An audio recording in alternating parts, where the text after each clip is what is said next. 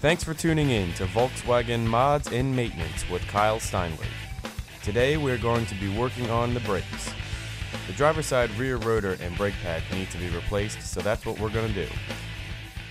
To start, we'll need the new rotor and pads, a jack, and a jack stand.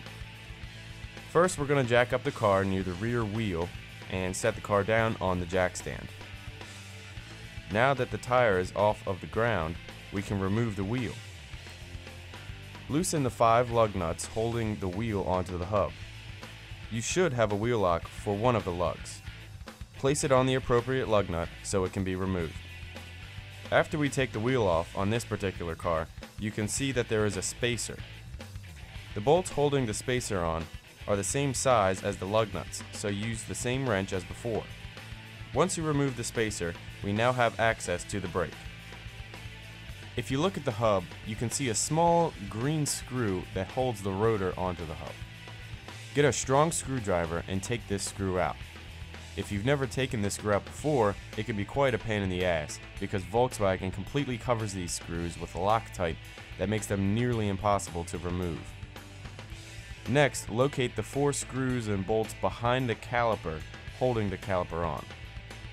There are 2 hex screws which hold on the inner piece of the caliper and 2 13mm bolts that hold on the outer piece of the caliper. Take all of these out, and the caliper will come right off.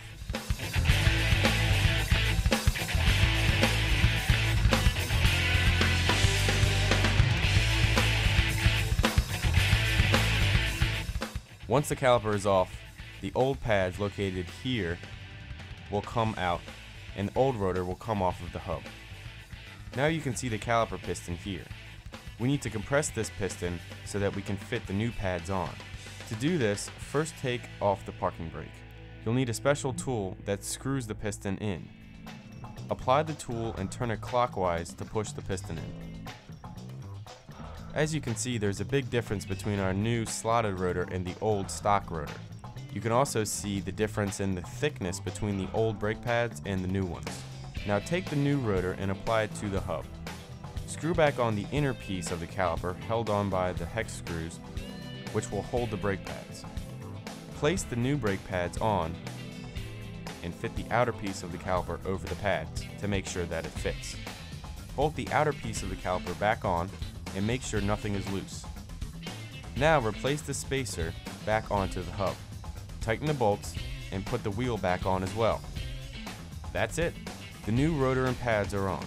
Just make sure that before the car is driven, you pump the brake pedal so that the piston is returned to the correct position. Now take the car out for a drive and test it out.